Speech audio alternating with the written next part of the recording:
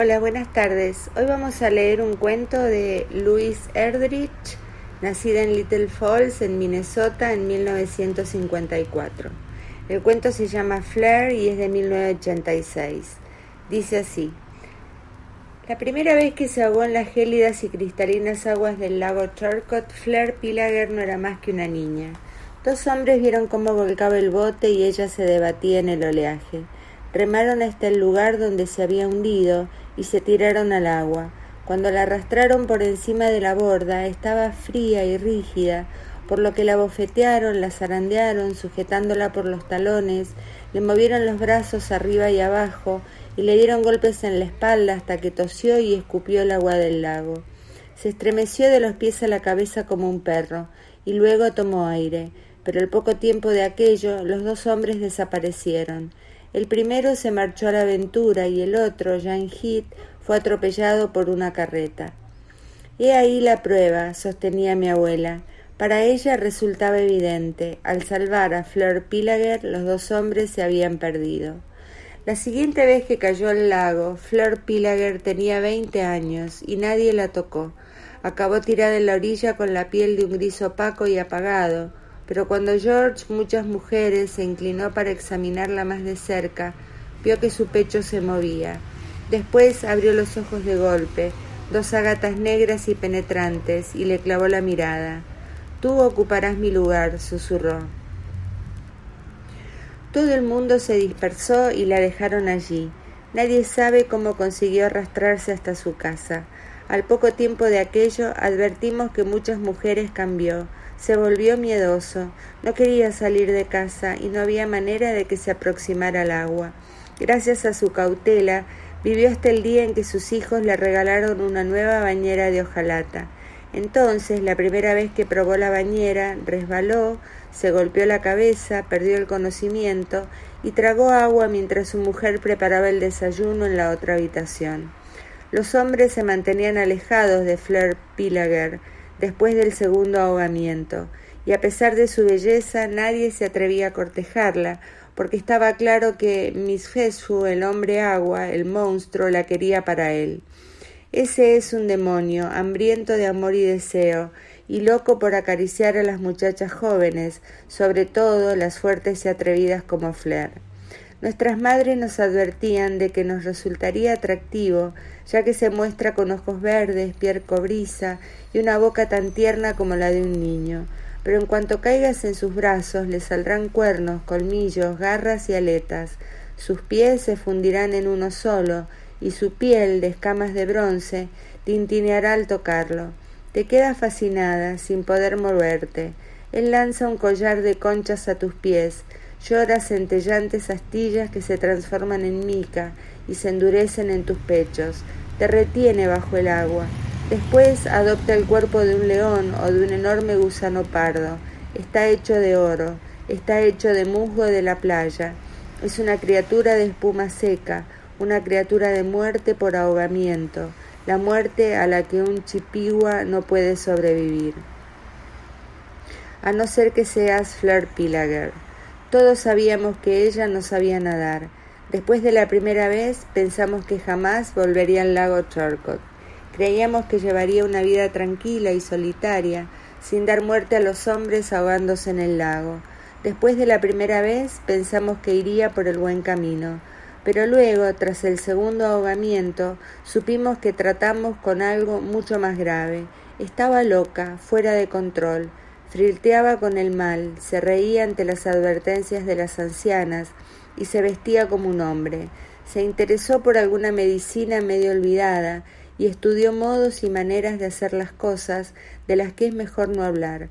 Algunos dicen que guardaba en el bolsillo el dedo de un niño y que llevaba colgado del cuello el polvo de unos conejos no nacidos en una correa de cuero. Se ponía en la lengua el corazón de un búho para poder ver de noche y salía a cazar, pero ni siquiera con su propio cuerpo. Lo sabemos a ciencia cierta porque al día siguiente, en la nieve o la tierra, seguimos las huellas de sus pies descalzos y vimos dónde se iban transformando, dónde salían las garras, dónde las almohadillas se ensanchaban y se hundían en el suelo. Por las noches oíamos su tos jadeante, la tos del oso, de día su silencio y la amplia sonrisa que nos dirigía para que bajáramos la guardia y nos asustara. Algunos pensaban que Fleur Pillager debía ser expulsada de la reserva, pero ni una sola de las personas que lo decían tenía el valor suficiente para hacerlo, y al final, cuando la gente estuvo a punto de reunirse para mandarla al destierro, ella se marchó por voluntad propia y no regresó durante todo el verano. De eso trata esta historia. Durante aquel verano, cuando ella vivía unos kilómetros más al sur, en Argus, sucedieron cosas. Casi destruyó ese pueblo. Cuando llegó a Argus en el año 1920, el poblado apenas era más que una cuadrícula de 6 calles a cada lado de la estación de ferrocarril. Había 2 hilos, uno central y otro unos pocos kilómetros al oeste. 2 tiendas competían por atender a 800 ciudadanos y 3 iglesias luchaban entre sí por sus almas. Había un edificio con armazón de madera para los luteranos, otro de sólidos ladrillos para los episcopalianos y otro largo y estrecho de tablillas de madera para la Iglesia católica. Este último tenía un campanario alto y espigado, 2 veces más alto que cualquier otro edificio o árbol. No cabe duda que Fleur divisó por encima de los cortos y llanos trigales y desde la carretera mientras caminaba hacia Argus ese campanario, que se elevaba como una sombra, tan delgada como un alfiler. Es posible que en aquel espacio abierto la atrajera del mismo modo que un árbol solitario atrae los rayos. Es posible que al final la culpa de todo sea de los católicos, pues si no hubiera visto esa señal de orgullo, esa afilada oración, ese jalón, quizá habría seguido su camino. Pero Fleur Pillager tomó el desvío y el primer sitio al que se dirigió en cuanto entró en el pueblo fue a la puerta trasera de la casa del párroco, adosada a la iglesia Mojón. No fue allí en busca de limosna, aunque la consiguió, sino para pedir trabajo. También lo consiguió, o el pueblo la consiguió a ella, es decir, quien salió parado peor de todo aquello, si ella, los hombres o el pueblo, aunque el resultado final de toda esta historia fue que Fleur continuó con vida.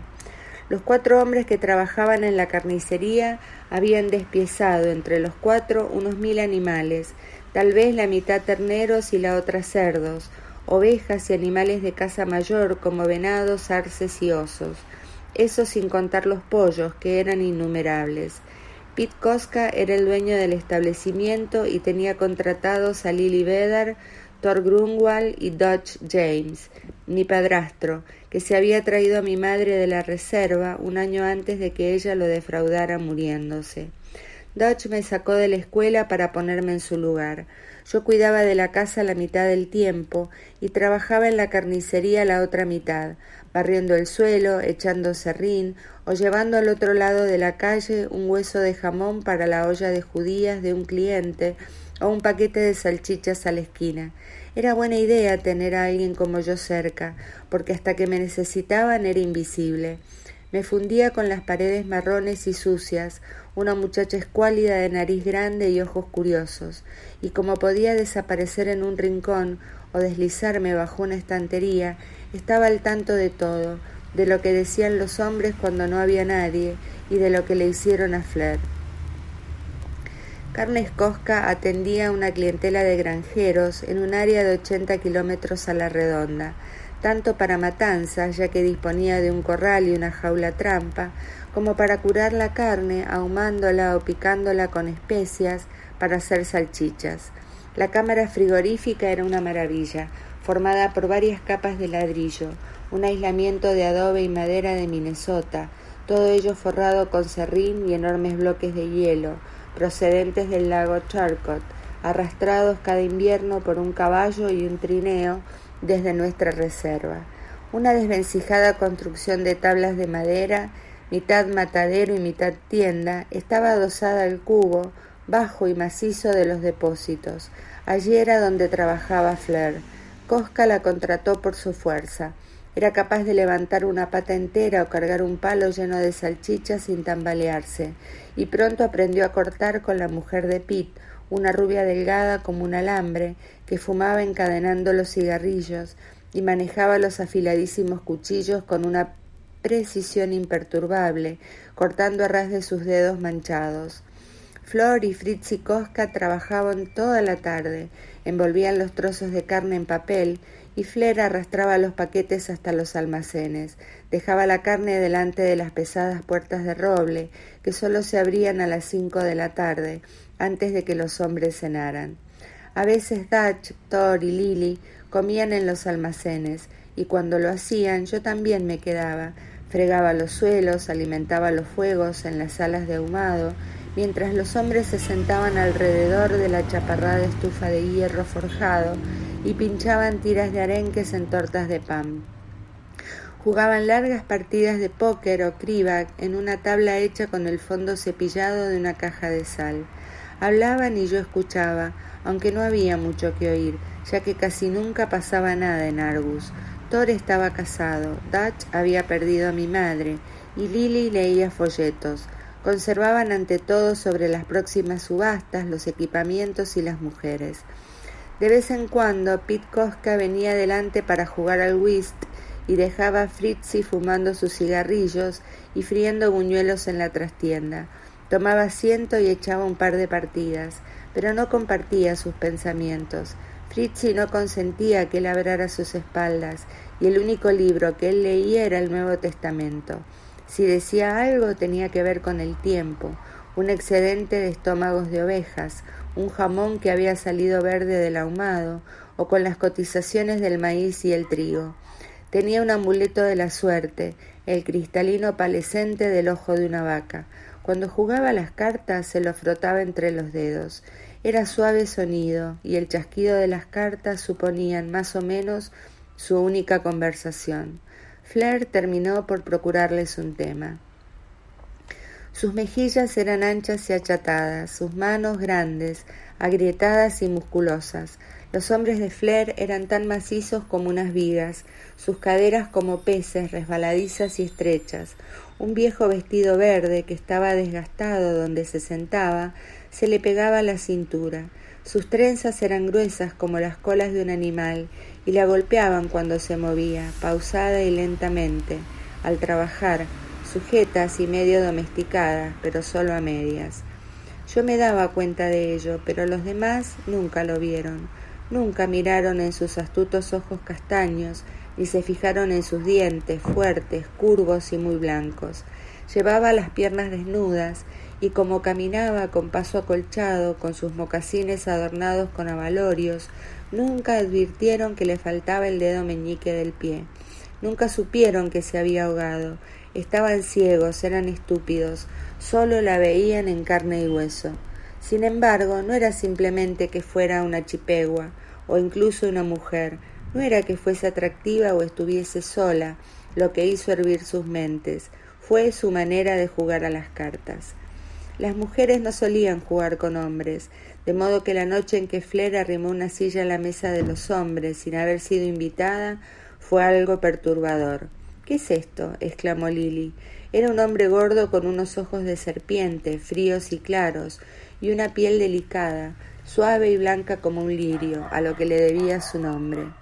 Lily tenía un perro, un macho achaparrado y malo, con una panza tensa como un tambor, de tanto comer cortezas de cerdo. Al perro le gustaba jugar a las cartas tanto como a Lily, y se sentaba horcajada sobre sus muslos con formas de barricas durante las partidas de póker abierto, rum póker y 21. El perro intentó morder el brazo de Flair esa misma noche, pero retrocedió con el gruñido congelado cuando la mujer se sentó. —He pensado —dijo Flair, con voz dulce y melosa— que tal vez me dejaríais jugar. Había un hueco entre el pesado bote de harina con especias y la pared en el que yo jabía justito. Me acuclillé allí, mantuve los ojos abiertos y vi cómo su cabellera negra se balanceaba por encima del respaldo de la silla y clavaba sus pies en el suelo de madera. No alcanzaba a ver la mesa donde echaban las cartas, de modo que en cuanto estuvieron absortos en la partida me incorporé en la penumbra y fui a agazaparme en el alféizar de madera. Observé las manos de Flor mientras amontonaba las cartas y las barajaba. Cortaba y las repartía a cada jugador en una nebulosa. Luego las recogía trayéndolas hacia ella con los dedos y volvía a barajar. Thor, bajito y peleón, cerró un ojo y miró de reojo a Fleur. Dutch apretó los labios sobre un puro húmedo. «Tengo que ir a regar las plantas», farfulló, y se levantó para dirigirse al retrete al fondo. Los demás hicieron una pausa, dejaron sus cartas sobre el tapete, y Flor se quedó sola bajo la luz de la lámpara, que lanzaba destellos sobre sus pechos turgentes. La observé detenidamente, y entonces me dedicó por primera vez un fogonazo de atención. Se volvió, me miró a los ojos y me dirigió la sonrisa blanca de loba que esbozan las Pillager a sus víctimas, solo que no me acechaba a mí. «Oye, Pauline», dijo, «¿cuánto dinero tienes?» Ese día todos habíamos cobrado la paga semanal. Llevaba 8 centavos en el bolsillo. «Apuesto por mí», continuó, extendiendo sus largos dedos. Deposité las monedas en la palma de su mano y después retorné a mi insignificancia fundiéndome con las paredes y las mesas. Tardé mucho tiempo en comprender que los hombres no me habrían visto, hiciese lo que hiciese o me moviese como me moviese. Yo no me parecía a Fleur en nada. Mi vestido colgaba con holgura y ya tenía la espalda encorvada como la de una anciana. El trabajo me había puesto la piel áspera, la lectura me había estropeado los ojos y cuidar de mi madre antes de su muerte había endurecido mi rostro. No era muy bonita de ver, por lo que nunca nadie me veía. Cuando los hombres regresaron y se sentaron de nuevo alrededor de la mesa, se habían conchavado, intercambiaban miraditas, se metían la lengua en la mejilla, estallaban en carcajadas de vez en cuando para poner nerviosa a Fleur, pero ella no se inmutaba. Jugaron al 21, manteniéndose a flote mientras Fleur iba ganando poco a poco. Aquellos escasos peniques que yo le había dado se transformaron en monedas de 5 centavos y atrajeron otras de 10 hasta que una pequeña pila se fue formando delante de ella. Luego los enganchó con un póker de 5 cartas, nada del otro mundo. Repartió, se descartó, cogió cartas y entonces suspiró, y sus naipes temblaron levemente. El ojo de Thor centelló, y Dutch se enderezó en su asiento.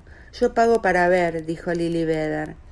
Flor descubrió su juego, pero no tenía nada, absolutamente nada. La sonrisa de Thor se ensanchó y arrojó también sus cartas sobre la mesa. «Bueno, sabemos una cosa», dijo, retrepándose en la silla. «La squaw no sabe tirarse un farol». Con eso yo me dejé caer sobre un montón de serrín que había barrido y me quedé dormida. Desperté durante la noche, pero ninguno se había movido de ahí todavía, de modo que yo tampoco podía. Más tarde aún, los hombres debieron de haber salido otra vez, o Fritzi debía de haber aparecido para detener la partida, porque unos brazos femeninos me levantaron, tranquilizaron, acunaron y mecieron tan suavemente que mantuve los ojos cerrados, mientras Fleur me hacía rodar dentro del armario lleno de mugrientos libros de contabilidad, papel aceitado, pelotas de cuerda y voluminosas carpetas que hicieron las veces de colchón debajo de mí. La partida continuó después del trabajo de la tarde siguiente. Recuperé mis 8 centavos multiplicados por 5 y Fleur guardó el resto del dólar que había ganado para apostar. Esta vez no se quedaron hasta tan tarde, pero jugaron al póker normal y luego decidieron seguir así noche tras noche. Ahora jugaban al póker o alguna variante durante una semana seguida, y cada vez Flor ganaba exactamente $1, ni más ni menos, demasiado regular como para que se debiera la suerte. Llegados a este punto, Lily y los demás hombres estaban tan encandilados por el suspense que invitaron a Pete a que se uniera a ellos. Se concentraron, con el panzudo y tenso perro sentado en el regazo de Lily. Thor estaba receloso, Dodge se acariciaba su enorme frente cuadrada, y Pete permanecía tranquilo. No era el hecho de que Fleur ganara lo que les obnubilaba de tal manera, porque también perdía algunas partidas. Era más bien que nunca conseguía una jugada extraordinaria, ni siquiera nada mejor que una escalera. Solo ganaba con sus jugadas más bajas, lo cual no terminaba de encajar. A esas alturas el azar ya debía de haber repartido a Fleur un full o un color. Lo irritante del asunto era que ganaba con parejas y jamás se marcaba un farol, porque no sabía hacerlo, y aún así terminaba cada noche exactamente con $1. Lily no podía creerse primero que una mujer fuese lo bastante lista como para jugar a las cartas, y luego que aunque lo fuese, fuera tan tonta como para hacer trampa solo para ganar $1 cada noche. Durante el día yo la observaba mientras le daba vueltas al asunto, con el semblante duro, blanco y apagado, tocándose los nudillos, hasta que al fin creyó haber comprendido que Flor era una jugadora timorata, que jugaba con cautela. Subir las apuestas la ofuscaría. Ahora, más que nada, deseaba que Flor se marchara de allí con cualquier cosa que no fuese $1. 25 centavos abajo o 10 arriba. La cantidad no importaba. Tan solo que se rompiera la racha. Noche tras noche Flor jugaba, ganaba su $1 y se marchaba para dormir en un lugar que solo Fritzi y yo conocíamos. Flor se daba un baño en la cuba de escaldar y después dormía en la sala de ahumado de ladrillos que no se utilizaba, detrás de los almacenes, un lugar sin ventanas cuyas paredes estaban alquitranadas con grasa rancia. Cuando rocé su piel, percibí el penetrante olor a madera casi quemada de las paredes. Desde aquella noche en que me metió en el armario dejé de tenerle miedo, y en cambio la seguía de cerca. Permanecí a su lado y me convertí en su sombra movediza, que los hombres nunca advertían, la sombra que podría haberla salvado.